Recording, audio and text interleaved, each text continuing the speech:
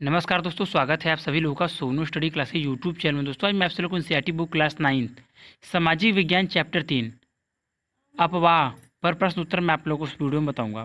प्रश्न नंबर 1, नीचे दिए गए 4 विकल्पों में से सही उत्तर चुनें। क्वेश्चन नंबर 1, निम्नलिखित में से कौन सा वृक्ष की शाखाओं की समान अपवाह प्रतिरूप प्रणाली को दर्शाता है। ऑप्शन नंबर क, अरीय, ख केंद्राभिमुख, ग द्रुमाकृतिक, घ जालिम नुमा। इसका सही आंसर है ख केंद्राभिमुख। क्वेश्चन नंबर 2, बुलर झील निम्नलिखित में से किस राज्य से स्थित है। किस राज्य में स्थित है। ऑप्शन नंबर क, राजस्थान, ख पंजाब, ग उत्तर प्रदेश, घ जम्मू कश्मीर। इसका सही आंसर है घ जम्मू कश्मीर। क्वेश्चन नंबर 3, नर्मदा नदी का उद्गम कहाँ से है। ऑप्शन नंबर क, सतपुड़ा, ख अमरकंटक, ग ब्रह्मगिरी, घ पश्चिमी घाट की ढाल। इसका सही आंसर है ग ब्रह्मगिरी। क्वेश्चन नंबर 4, निम्नलिखित में से कौन सी लवणीय झील है। ऑप्शन नंबर क, साभर, ख बुलर, ग डल, घ गोविंद सागर। इसका सही आंसर है क साभर। क्वेश्चन नंबर 5, निम्नलिखित में से कौन सी नदी प्रायद्वीपीय भारत की सबसे बड़ी नदी है।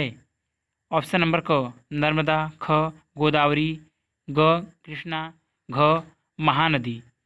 इसका सही आंसर है ग Krishna. Question number 5, question number 6, निम्नलिखित नदियों में से कौन सी नदी भस्म घाटी से होकर बहती है।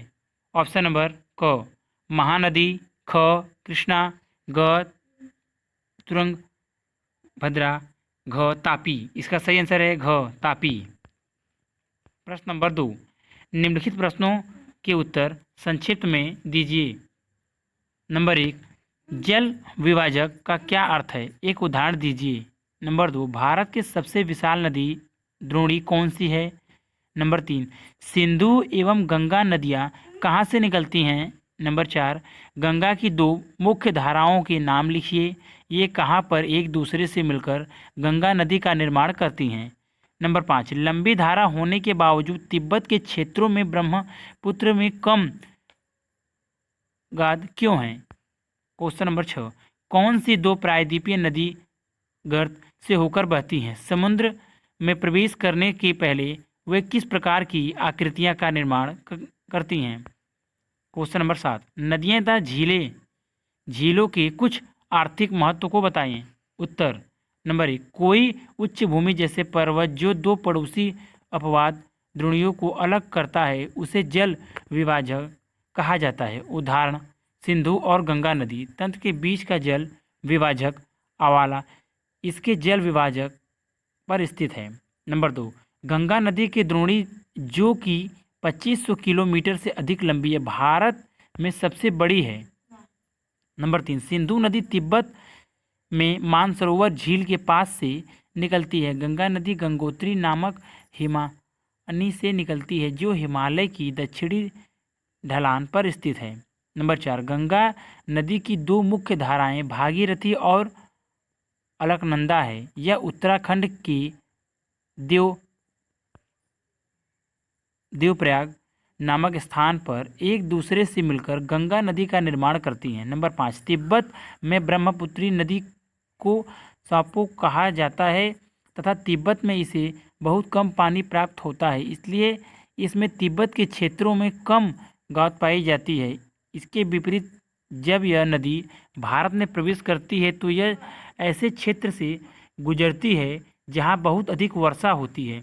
यहाँ नदी बहुत अधिक पानी लेकर जाती है और इसी कारण इसमें गाद की मात्रा भी बढ़ जाती है। क्योंकि तिब्बत का मौसम ठंडा व शुष्क है, इसलिए तिब्बत में इसे बहुत कम पानी प्राप्त होता है और इस क्षेत्र में गाद भी कम पाई जाती है। नंबर 6, नर्मदा एवं तापी नदियाँ दो ऐसी नदियाँ हैं जो तर्क से होकर बहती हैं तथा ज्वार नदमुख का निर्माण करती हैं। नंबर 7, नदियों एवं झीलों नदी के बहाव को नियंत्रित करती है। यह अतिवृष्टि के समय बाढ़ को रोकती है। अनावृष्टि के समय यह पानी के बहाव को बनाए रखती है। इसका उपयोग जल विद्युत उत्पादन के लिए किया जाता है। यह आसपास की जलवायु की मृदु बनाती हैं तथा जलीय परितंत्र का संतुलन बनाए रखती है। यह प्राकृतिक सौंदर्य में वृद्धि करती है तथा पर्यटन का विकास करने में सहायता प्रदान करती है और मनोरंजन करती है। प्रश्न नंबर 3, नीचे भारत की कुछ झीलों के नाम दिए गए हैं, इन्हें प्राकृतिक एवं मानव निर्मित वर्गों में बांटिए।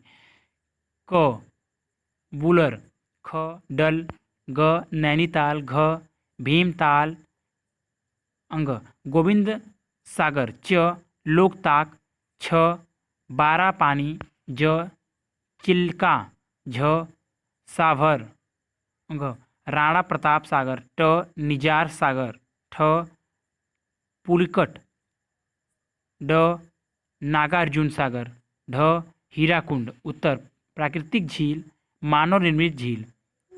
बुलर प्राकृतिक झील, बुलर, डल, नैनीताल, भीमताल, लोकताल, बारापानी, चिल्का, साभर, पुलिकाट। मानव निर्मित झील, गोविंद सागर, राणा प्रताप सागर, निजाम सागर, नागार्जुन सागर, हीराकुंड। प्रश्न नंबर 4, हिमालय एवं प्रायद्वीपीय नदियों के मुख्य अंतरों को स्पष्ट कीजिए। उत्तर हिमालय नदियाँ, प्रायद्वीपीय नदियाँ। हिमालय नदियाँ अधिकतम हिमालय नदियाँ 12मासी हैं। इनका अर्थ है कि उन्हें पूरा वर्ष बरसात के साथ साथ ऊंचे पर्वतों पर मौजूद बर्फ के पिघलने से पानी प्राप्त होता रहता है।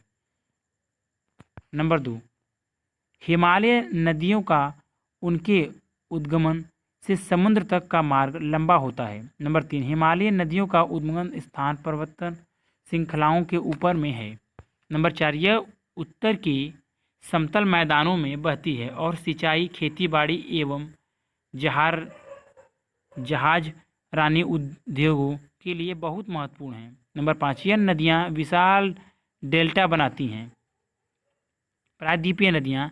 नंबर 1, अधिकतम प्रायद्वीपीय नदियाँ बरसाती हैं। प्रायद्वीपीय नदियाँ का बहाव बरसात पर निर्भर करता है। नंबर 2, प्रायद्वीपीय नदियाँ का उनके उद्गमन से समुद्र तक का मार्ग छोटा तथा छिछला होता है। प्रायद्वीपीय भारत की अधिकतम नदियाँ पश्चिमी घाट से निकलती हैं और भारत बंगाल की खाड़ी की ओर बहती हैं। नंबर 4, प्रायद्वीपीय नदियाँ चट्टानी धरातल पर बहती हैं, इसलिए वे न तो जहाज रानी के लिए और न ही सिंचाई के लिए उपयुक्त हैं। नंबर 5, प्रायद्वीपीय नदियाँ अपेक्षाकृत छोटे डेल्टा बनाती हैं। प्रश्न नंबर 5, प्रायद्वीपीय पठार की पूर्व एवं पश्चिम की ओर बहने वाली नदियों की तुलना कीजिए। उत्तर पूर्व एवं पश्चिम की ओर बहने वाली नदियाँ में अंतर। पूर्व की ओर बहने वाली नदियाँ, पश्चिम की ओर बहने वाली नदियाँ। पूर्व की ओर बहने वाली नदियाँ। नंबर 1, महानदी गोदावरी, कृष्ण और कावेरी पूर्व की ओर बहने वाली मुख्य नदियाँ हैं। नंबर 2, यह नदियाँ बंगाल की खाड़ी में गिरती हैं। नंबर 3, इन नदियों का अपवाह तंत्र विकसित एवं आकार में बड़ा है। नंबर 4, यह नदियाँ बहुत गहरी नहीं बहती। नंबर 5, यह नदियाँ पूर्वी तट पर बहुत बड़े डेल्टा बनाती हैं। पश्चिम की ओर बहने वाली नदियाँ। नंबर 1, नर्मदा एवं तापी पश्चिम की ओर बहने वाली मुख्य नदियाँ हैं। प्रश्न नंबर 2, यह नदियाँ अरब सागर में गिरती हैं। नंबर 3, इन नदियों का अपवाह तंत्र विकसित नहीं है, इनकी सहायता नदियाँ आकार में छोटी हैं। नंबर 4, यह नदियाँ तर्क से होकर बहती हैं। नंबर 5, यह नदियाँ डेल्टा नहीं बनाती, यह ज्वारनदमुख का निर्माण करती हैं। प्रश्न नंबर 6, किसी देश की अर्थव्यवस्था के लिए नदियाँ महत्वपूर्ण क्यों हैं? उत्तर, नदियाँ किसी देश की अर्थव्यवस्था के लिए महत्वपूर्ण हैं। कुछ बिंदुओं जो नदियों की महत्ता को प्रदर्शित करते हैं वह नीचे दिए गए हैं। नंबर 1, नदियों से हमें प्राकृतिक ताज़ा मीठा पानी मिलता है जो मनुष्य सहित अधिकतम जीव जंतुओं के जीवन के लिए आवश्यक है। नंबर 2, यह नई मृदा बिछाकर उसे खेती योग्य बनाती हैं जिससे बिना अधिक मेहनत के इस पर खेती की जा सके। नंबर 3, नदियों के तटों ने प्राचीन काल से ही आदिवासियों को आकर्षित किया है। यह बस्तियां कालांतर के बड़े शहर बन गए। नंबर 4, यह जल के बहाव को नियंत्रित करने में सहायता करती है। नंबर 5, यह भारी वर्षा के समय बाढ़ को रोकती है। नंबर 6, यह शुष्क मौसम के दौरान पानी का एक समान बहाव बनाए रखती है। नंबर 7, इनकी सहायता से जल विद्युत पैदा की जाती है। नंबर 8, ये आसपास के वातावरण को मृदु बना देती है। नंबर 9, यह जलीय परितंत्र को बनाए रखती है। नंबर 10, यह जलीय सौंदर्य की वृद्धि करती है। नंबर 11, यह पर्यटन का विकास करने में सहायता प्रदान करती है और मनोरंजन करती है। मानचित्र कौशल। नंबर 1, भारत के रेखा मानचित्र पर निम्नलिखित नदियों को नामांकित कीजिए। गंगा, सतलुज, दामोदर, कृष्ण, नर्मदा, तापी, महानदी एवं ब्रह्मपुत्री। प्रश्न नंबर 2, भारत के रेखा मानचित्र पर निम्नलिखित झीलों को नामांकित कीजिए। चिल्का, वूलर, पुलिकट, कोलेरू। उत्तर, मानचित्र आप देख लीजिए। भारत मुख्य नदियों और झीलें।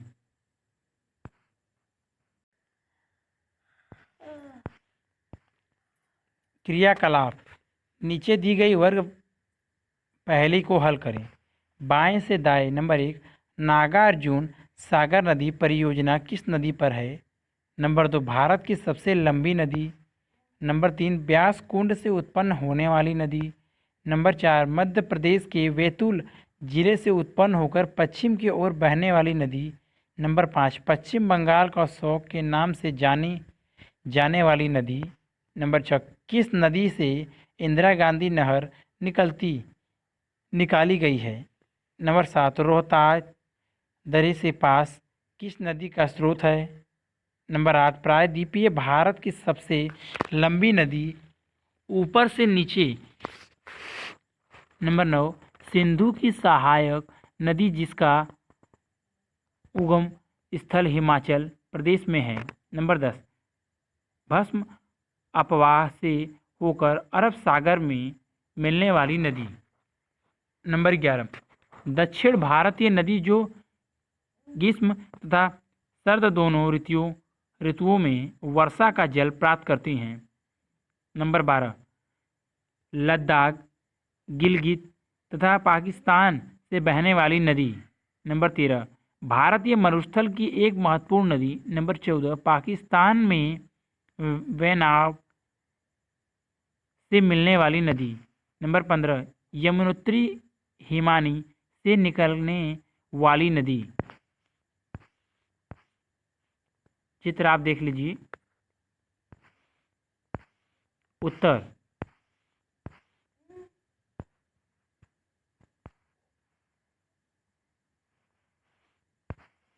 बाएं से दाएं। Number 1, Krishna. Number 2, Ganga. Number 3, Beas. Number 4, Tapi. Number 5, Damodar. Number 6, Sutlej. Number 7, Ravi. Number 8, Godavari. नीचे से ऊपर। Number 9, Chenab. Number 10, Narmada. Number 11, Kaveri. Number 12, Sindhu. Number 13, Luni. Number 14, Jhelum. Number 15, Yamuna. अगर वीडियो अच्छी लगी तो वीडियो को लाइक करें, शेयर करें, कमेंट करें और नेक्स्ट वीडियो के लिए चैनल को सब्सक्राइब जरूर करें। Thank you for watching.